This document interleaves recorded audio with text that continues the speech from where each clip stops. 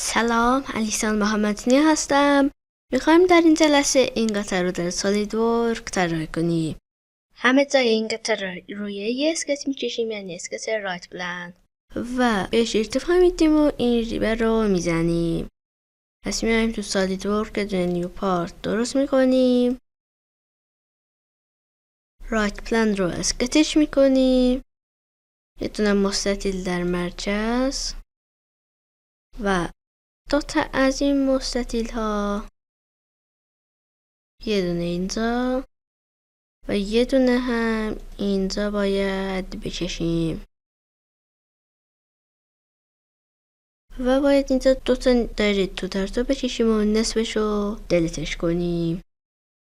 میایم دایره رو انتخاب میکنیم، یه دونه دایره از اینجا تا اینجا، یه دونه دایره اینجا. خب میریم به اندازه همون نگاه کنیم. قبل از اینکه به اندازه همون نگاه کنیم بهتره ما اینو کلینرش کنیم، چون باید این دوتا خط هم تراز بشن و اینجا کلینر رو میزنیم. خب میریم به نقشمون نگاه کنیم. اندازه اینجا و اینجا 12 میلیمتره. پس ما باید این سه تا خط رو با هم مساویش کنیم و شعاع داخلی و بیرونی این دوتا نیم دایره به ترتیب 10 و 22 میلیمتر. میریم این اندازه ها رو میزنیم ولی میایم اینا رو با هم مساوی میکنیم. بعدش به یه شیش اندازه 12 میلیمتر رو میدیم و میایم به این دایره هامون اندازه بدیم. اول میایم از این نقطه تا این نقطه یه دونه خط میکشیم تا بتونیم نیمه این دایره هامون رو پاشش کنیم. بعد میایم به اینا اندازه میدیم. شعاع بیرونی 22 میلیمتر و شعاع داخلی 10 میلیمتر، که اگه ما اینو بزنیم ارور میده. ارورش هم به همین خاطر به اینجا اندازه دادیم، با اینجا مساوی کردیم، یعنی فاصله این نقطه تا این نقطه 12 میلیمتره. الان 22 منهای 10 کنیم میشه 12، یعنی فاصله اینجا تا اینجا 12 میلیمتره. این رو واسه همین بود. کنسل رو میزنیم. خب اینجا 22 رو زدیم، میریم به اندازه همون نگاه کنیم. اندازه کلش 106 میلیمتره و فاصله این خط تا این خط 34. اندازه عرض این مستطیل 36 میلیمتره. میریم این اندازه ها رو میزنیم. کلش 106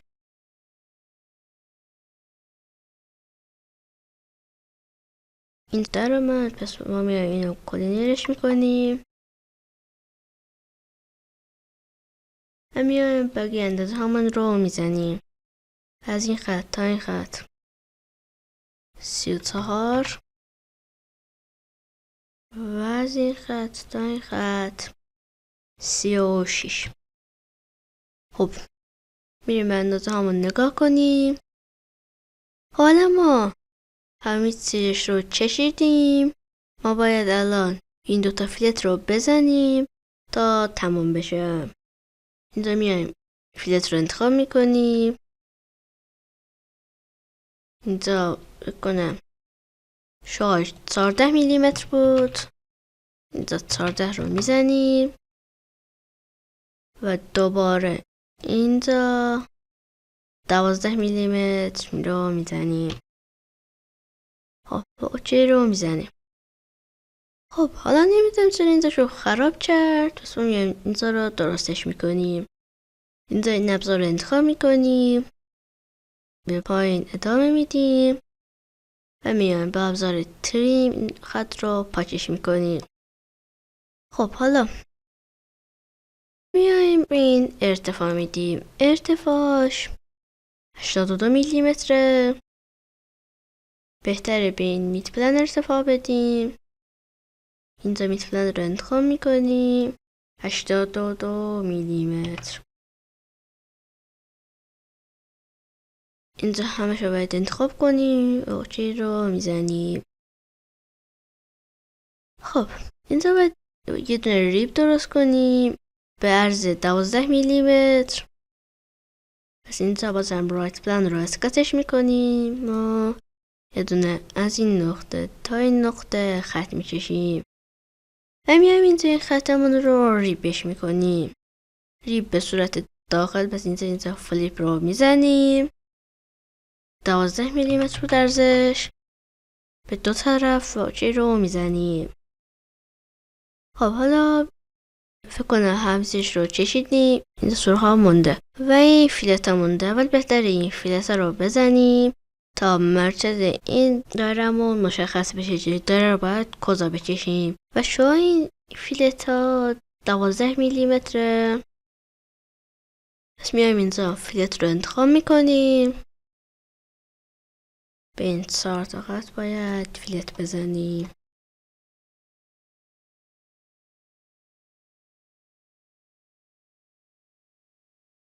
و این خط فیلت به شما 12 میلیمتر واچه رو میزنیم. خب حالا اینجا رو اسکتش میکنیم. دوتا دایره، یه دونه در مرکز این فیلت و یه دونه در مرکز این فیلت دایره میکشیم و این دایره ها رو با هم مساویش میکنیم. خب واچه رو میزنیم. قطر دایرمون قطرش رو ننوشته. پس ما یه اندازه فرضی بهش میدیم. به قطر دایرمون میدم 12 میلیمتر. خب واچه رو میزنیم و میایم اینو کات اختصارش میکنیم ترا اول. واچه رو میزنیم. خب حالا بکنم همیشش رو چشیدیم. اون بهش رنج بدیم، رنج صورتی. پس اینجا میایم رنجمون رو انتخاب میکنیم. رنج صورتی، همین رنج خوبه. واچه رو میزنیم. خب اگه بخواید بین تو قسمت پارت اندازه بدیم مثل این بشه، یا بدیم تو قسمت دراینگ هم انجام بدیم. اگه بخواید تو قسمت پارت این انجام بدین، پس میای اینجا تو اسکت این اسمارت دایمنشن رو انتخاب میکنید. اونو انتخاب میکنین و اسمش هم رفرنس دایمنشنه. اونو انتخاب میکنیم و اگه بخواین اینجا میتونید اندازه بدیم.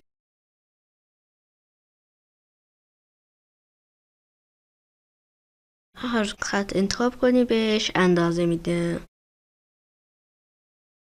حالا من به همه خط ها اندازه نمیدم تا وقتمون گرفته میشه. شما اگه خواستی میتونی همه خط ها رو اینجوری اندازه بدی که مثل این بشه.